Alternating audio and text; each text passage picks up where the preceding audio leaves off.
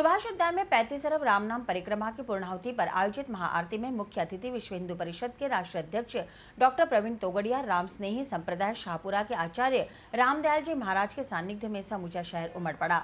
हजारों लोगों ने देर रात तक भगवान श्री राम दरबार की सैकड़ों दिए जलाकर आरती की। सभी के बीच जैसे अधिक से अधिक परिक्रमा करने की होड़ लगी हुई थी। लोग अंतिम दिन को कैसे भी परिक्रमा का मौका नहीं छोड़ना चाहते थे। यह राम नाम जप लिखने का कार्यक्रम का पूर्णाहुति थी। तो राम जन्मभूमि पर मंदिर बनाने के लिए सभी लोग चैत्र शुक्ल प्रतिपदा से अक्षय तृतीया तक श्री राम जय राम की 13 माला करे, यह संकल्प करवाने के लिए आया था। हमने 108 परिक्रमा लगाई और बहुत अच्छा लगा है। कहते हैं मनोकामना पूरी होती है यहाँ पर करके, और सिर्फ मनोकामना पूरी करने के लिए ही नहीं, देश में जो कुछ भी हो रहा है उसको सही करने के लिए भी हमने भगवान से मन्नत मांगी है और चाहेंगे कि भगवान पूरी करें। तो सुबह आते हैं, हम पूरी फैमिली हमारी आती है, परिक्रमा करते हैं, आनंद मिलता है बहुत और सुख शांति मन को मिलती है और अच्छा लगता है और हमेशा ये कार्यक्रम होना चाहिए। विश्व हिंदू परिषद के राष्ट्रीय अध्यक्ष डॉक्टर प्रवीण भाई तोगड़िया ने अजमेर में आयोजित धर्मसभा को संबोधित करते हुए राम मंदिर बनाने के लिए लोगों को एकजुट होकर तैयार रहने का आह्वान किया है। प्रवीण तोगड़िया ने देश में 100 करोड़ हिंदू होने के बाद भी हिंदुओं के भगवान राम का मंदिर बनाने के लिए किए जा रहे लंबे संघर्ष पर चिंता जाहिर करते हुए आम लोगों को इस बात को गंभीरता से लेने का आह्वान किया। सुभाष उद्यान में 9 दिनों से चल रहे 35 अरब राम नाम परिक्रमा के धार्मिक आयोजन के आखिरी दिन रविवार को उद्यान में देश के बड़े बड़े संत महात्माओं का जमघट लगा हुआ था। समापन के मौके पर एक बड़ी धर्मसभा का आयोजन किया गया। इस मौके पर विश्व हिंदू परिषद के राष्ट्रीय अध्यक्ष डॉक्टर प्रवीण तोगड़िया ने एक बार फिर से सरकार के खिलाफ हुंकार भरते हुए देश के लोगों को एकजुट होकर राम मंदिर निर्माण के लिए तैयार रहने का आह्वान किया है। इतना ही नहीं, तोगड़िया ने प्रधानमंत्री मनमोहन सिंह पर भी निशाना साधते हुए कहा कि जिस पाकिस्तान ने देश के साथ बार बार गद्दारी की है, जो पाकिस्तान आतंकवाद की फैक्ट्री है, उसके साथ देश से समझौता एक्सप्रेस नहीं बल्कि सीमा पर से टैंक भेजने होंगे, तब जाकर पाकिस्तान की अकल ठिकाने आएगी।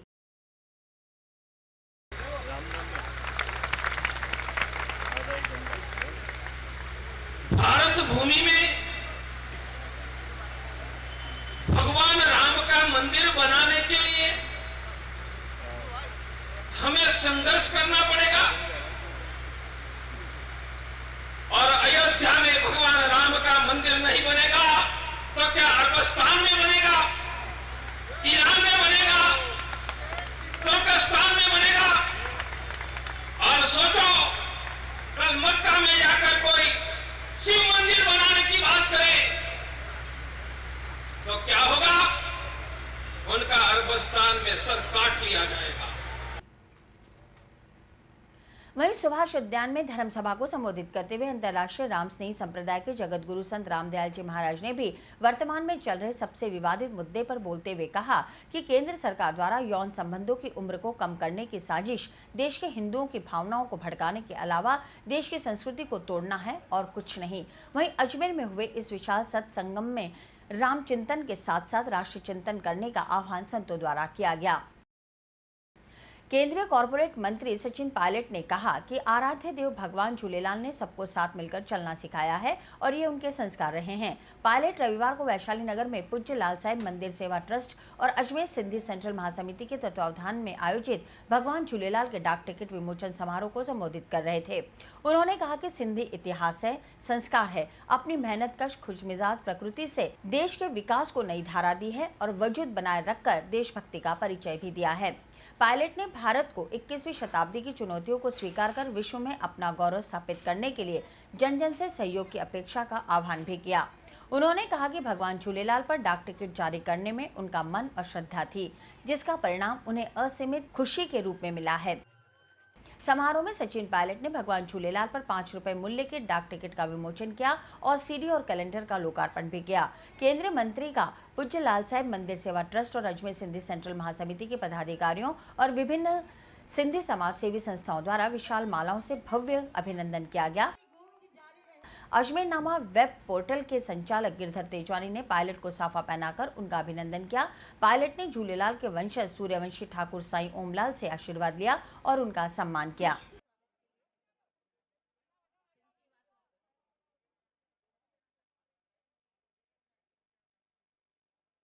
बहुत बहुत धन्यवाद देना चाहता हूँ। ये साज नेक और शुभ काम को करने में उन्होंने पूरा सहयोग दिया।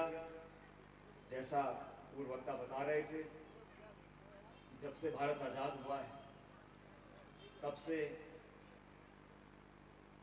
भगवान झूलेलाल के ऊपर डाक विभाग ने कोई टिकट जारी नहीं किया था।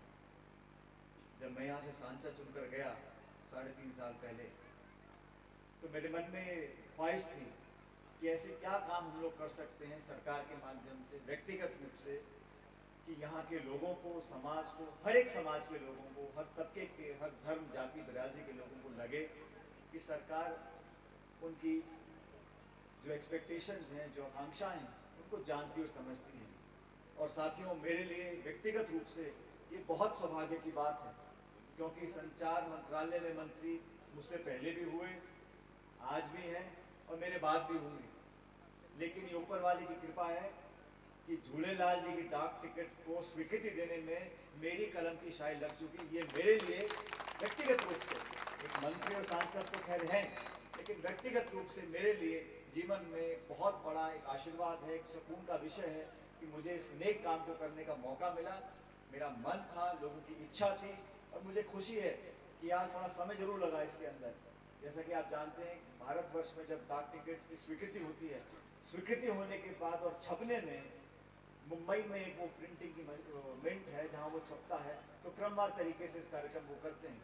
आज मैं दूरसंचार मंत्रालय में मंत्री नहीं हूँ, लेकिन फिर भी मैं चाहता था कि इस कार्यक्रम को हम लोग करें, और आज अनेकों जगह, दिल्ली में कपिल सिब्बल साहब इसको कर रहे हैं, यहाँ पर मैं कर रहा हूँ, 1-2 शहरों में और हो रहा है।